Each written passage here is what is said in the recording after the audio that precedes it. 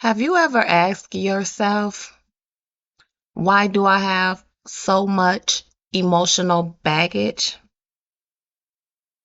If you have, that question is a common one and it's a valid inquiry to make.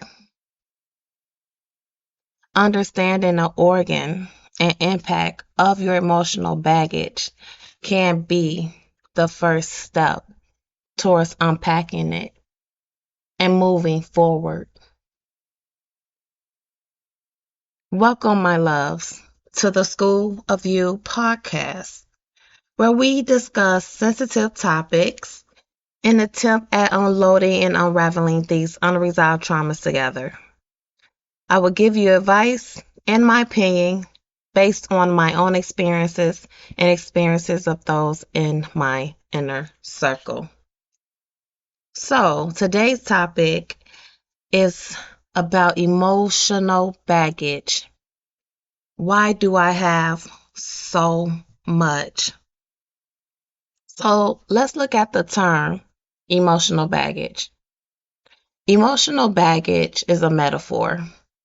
It's a metaphor for unresolved emotional experiences from the past.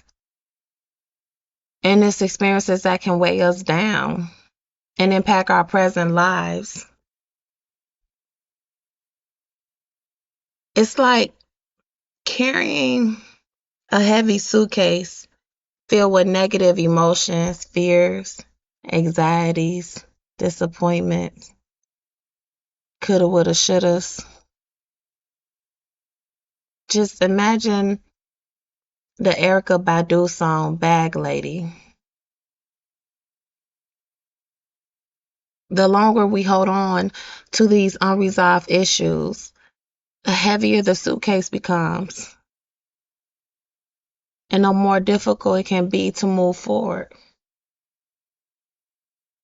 We're wondering why we can't get ahead as fast as we would like because we're being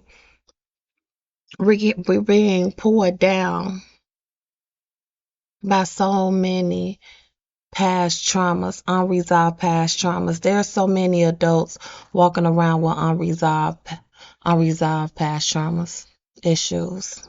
And let's not get this twisted. It's normal to experience a range of emotions throughout life. Okay, both positive and negative. However, if these emotions become overwhelming or start to interfere with your daily life, it could be a sign of emotional issues. And a lot of times, we don't even know that we have them until we get older. Sometimes it doesn't hit us until we're settled. It just comes out the blue. And there's nothing to trigger it. And then you start realizing that, wow, I have a lot of unresolved traumas here that I haven't dealt with because a lot of times as kids we would develop defense mechanisms so we can survive whatever that we're experiencing because we can't control the situation, right? Well, all you did was suppress your trauma. You still never dealt with it, or the adults never assisted you in to deal with it. So let's look at some of the things that can be packed into our emotional baggage. Okay. The first one is pretty much a given, the traumatic experiences. Okay, this could include anything from childhood abuse or neglect, to accidents, illnesses, or loss of a loved ones, or dysfunctional family. Um, Anything that hit you that was just extremely traumatic, that you just blocked out or tried to block out. Another thing that can be packed into our emotional baggage is negative relationships. Okay, like I said, unhealthy or toxic relationships. Okay, those can leave behind trust issues, insecurities, and emotional wounds. not just from romantic relationships, but from friendships, from relationships within family, so the family dynamics. So there can be a lot there. There's a lot of different relationships that can be an influence to how you interact with people now because they were so unhealthy or they was toxic. It could be mother-daughter relationship, mother-son relationship, father-son relationship, father-daughter, whatever the case may be. If any of those was unhealthy or toxic relationships, you do have a tendency of having some form of insecurities or some form of trust issues. Okay, because you have emotional wounds that have not been healed. How about unprocessed emotions? So, bottling up emotions like anger, sadness, or even guilt, it can prevent us from healing or moving on. A lot of times, people try to avoid that pain, or, avoid the reality of why they're angry, why they're sad, and don't want to face the fact that you're dealing with a lot of emotional baggage. And you also need to heal yourself from that. You cannot move forward in life holding on to toxic pain like that. It's not conducive for you or anyone around you for that matter. Negative self beliefs. How about that? Like limiting beliefs about ourselves, like I'm not good enough or I'm unlovable. I mean, that can weigh us down and hold us back.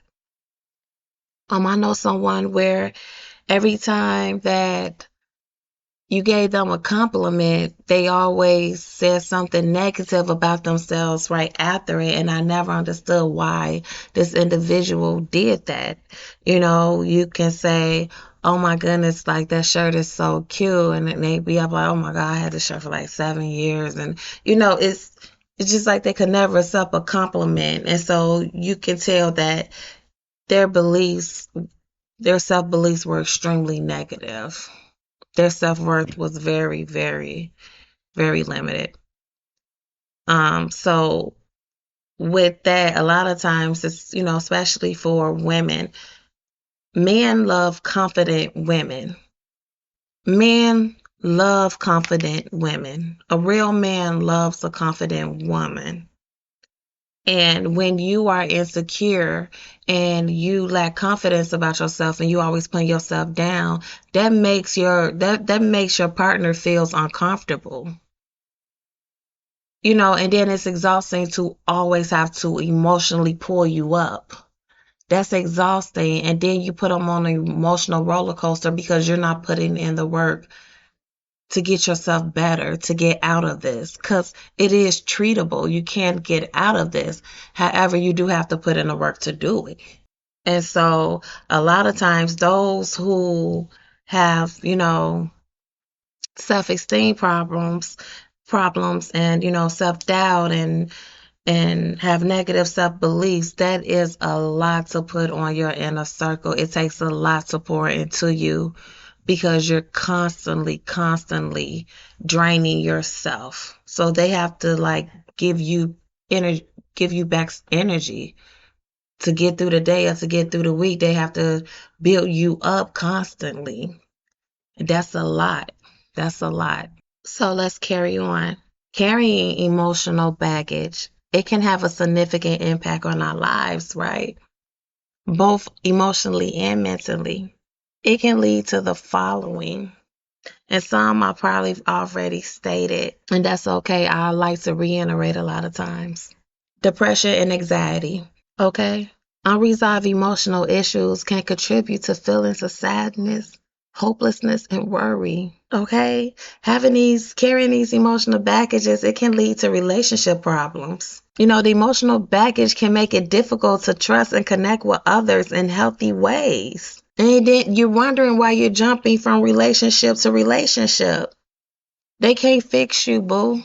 They just can't. You have to work on yourself, especially if this is a new relationship. They didn't cause you that pain. Therefore, there's no way they can fix that. You cannot come to someone broken and then expect for them to put all the pieces together. They don't even know where to start. That's your job. That's your responsibility. Only you can fix you. Carrying emotional baggage can also lead to self-destructive behaviors. We may turn to unhealthy coping mechanisms, like substance abuse, self-harm, to just numb our emotional pain. You have a lot of people that's out here on drugs, and when you hear their story, because everyone has a story, when you hear their story, it's quite heartbreaking. All of us is on the borderline of sane and insane. It's just what might make you go insane might not make me. But we all tiptoe on that line. That's one reason why we shouldn't judge each other. Everyone have a story, including the drug addicts, the prostitutes, all of the people that society label as deplorable. Everybody has a story. You don't know what emotional baggage they was carrying, and sometimes people just can't carry it. They give up. You can end up having physical health problems. Like chronic stress and anxiety, like that can take a toll on your physical health, like leading to headaches, stomach aches, and other issues, like heart attacks. You know, with black women, it can lead to strokes. That's a silent killer. Stress is a silent killer amongst black women. It leads to so many negative things. It's no good for us. And as a black woman, we already have a lot on our plate. We do not need to add anything to our health problems. Okay, carrying emotional baggage, it can lead to changes in sleep or appetite. So sleeping, you gonna either be sleeping significantly more or less than usual, or having changes in appetite or your weight. Some people weight appetite decreases. Some people's increase drastically. Some people believe that it's your weight increase because the food is something that you can't control. Because it's like you can't control what happened to you. It's already happened. You just suppressed it, or now you're trying to live with it. So a lot of times they say people turn to food because that is something they can't control. They control how much food that they're going to consume. They can control the taste. They can control everything. Okay. Another issue can lead to is that you can have difficulties concentrating on making decisions. And this is absolutely true.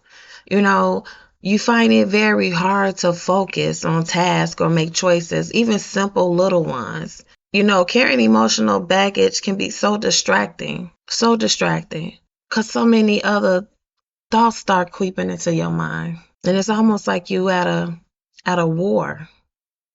And you at a war with yourself and your mind, because you're trying to like decompress this. You're trying to sit aside, and it's becoming more powerful and powerful. It's becoming more present. It's becoming more in the frontal lobe of your brain. And you're trying to figure out why you can't control it. You have a loss of interest in activities you used to enjoy. So you end up no longer finding pleasure in things you once loved, or withdrawing from social activities. You have people that, once was, went out all the time. They was always at a party, or they was always at an event, or they was very social, or they were out, they were seen, and, they were engaging, and you notice that they become more withdrawal, or you notice that you have become more withdrawal. You don't have the desire to be around people as much, or you don't have a desire to just go out and just do the basics. Okay, just taking a walk, a routine walk, you no longer do that. Your interest in activities and in life is almost like no longer. That's what carrying emotional baggage can sometimes lead to. You become isolated. Thoughts of harming yourself or others. That's real. Having thoughts of suicide or harming yourself or others is a serious sign that you do need immediate help. Okay? And if this portion speaks to you, if that's how you feel right now, then I am going to tell you to stop and call a crisis text line or text a crisis text line. So you're going to text HOME, HOME, and you're going to text that to 741 741. Okay?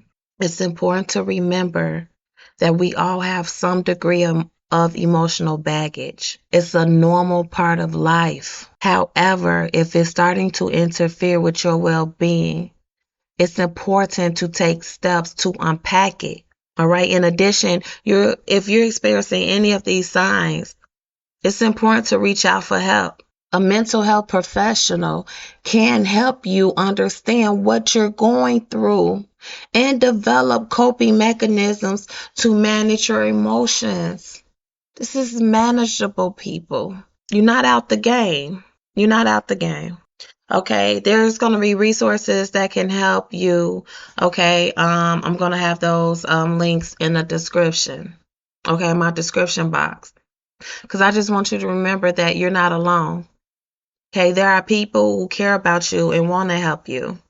And a person does not have to know you to care about you, or to at least to care about you living a healthy life. You're not the only one out here suffering, but the help is out here. But the journey to self rediscovery and to self awareness and to self assurance and to increasing your self esteem, that's not an easy journey. It's not for the weak, but if you really want it, it's manageable. You can make it happen. You can live a fulfilling life and live with knowing how to deal and cope and manage these emotions when they come. I want you to understand that this podcast is not, and I repeat, it's not a substitute for professional medical advice.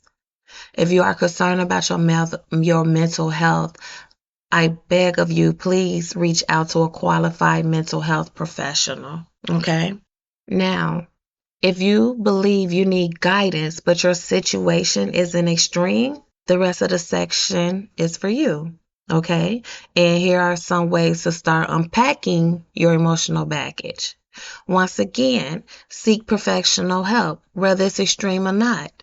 A therapist can provide a safe and supportive space to explore your past experiences. Okay, they're going to assist you in understanding your emotional patterns and help you develop a healthy coping a mechanism plan. And they're unbiased. They don't know you. They have no reason to judge you. They are not biased. They know none of the people that you're talking about. Open up to them. Let them help you. That's why you're there. Okay? Another way to start unpacking your emotional baggage is practice self-compassion. Be kind and understanding towards yourself and your experiences. Okay? Acknowledge your emotional pain and allow yourself to feel it without judgment. I'm saying it again. Okay? Acknowledge your emotional pain and allow yourself to feel it without judgment, especially if it's something that you did not instigate, that you did not bring on. It was something that was brought to you. You didn't cause it. You walked into it. You don't even know why you have it, why it happened to you, why you're going through it. You are allowed to acknowledge that pain. You are allowed to be kind to yourself. You don't judge yourself at all. And do not let no one ever make you feel like you have to. Journaling or mindfulness. You all know that I am a huge advocate for this.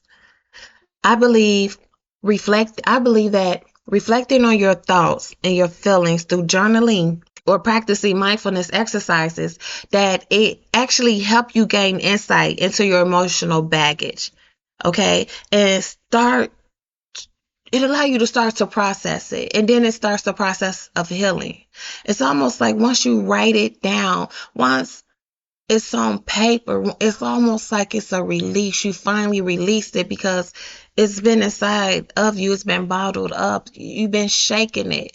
It's been on the verge of exploding anyway. You was going to let it out, but how was you going to let it out? In a healthy way or unhealthy way? Journaling is a very healthy way of letting out all of those bottled up emotions that you have and allow you to process it piece by piece. so you don't feel overwhelmed. That's the only part you're thinking about. You know, mindfulness, practicing mindfulness put you in a position where you are silent with yourself, where you are centered, where you are not allowing yourself to be distracted by noises around you.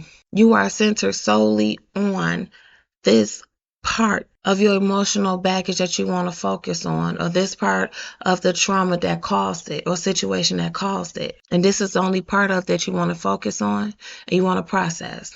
You allow yourself 3 minutes, 5 minutes, whatever. It's a beautiful thing. Building healthy relationships. That is a wonderful way to start unpacking your emotional baggage. Like, just surround yourself with supportive and understanding individuals who can provide you with a sense of connection and validation. Everybody isn't bad people. Okay, everybody not out there to hurt you, to judge you, to hate you, to despise you. Everybody not out here wanting you to lose. Don't generalize everyone just because the individuals you met have been despicable. Everyone is everyone is not like them. Okay? Now, still be cautious when you meet a new person. You just don't welcome them just 100% open arms. You still be cautious and different things like that. You still take the time to get to know them and take your process in developing a friendship with them, or whatever relationship that you decide to develop with them. You take your time with that. You still don't just jump into it, right? But allow yourself to be open to it. Sometimes we get hurt so much or so deeply that we close ourselves off to new people entering into our life. Don't do that. You're going to force yourself into isolation. Open up yourself to new people, but do it at your pace, okay? Remember that unpacking emotional baggage is a journey, not a destination, okay? It takes time, effort, and compassion. You're going to have to be patient with yourself. Celebrate your progress, okay? Reach out for help when needed. It's okay. We cannot do this alone. I always say the silliest thing that you can do is need help and not ask for it. Okay, my loves. So, thank you for listening and sharing your time with me. It was amazing discussing my thoughts with you. And don't forget to tune into the School of You podcast every week, where you're going to partake in riveting discussions with me and maybe a surprise guest. You have to tune in to hear it, my loves. Okay, and if you want to visit my social media for daily or weekly motivation, you can look at my link, and it will be in my description. But you can look me up on Instagram on School of You 2023 or TikTok School of You 23. Okay, my loves, you have a blessed and stress-free day. Bye.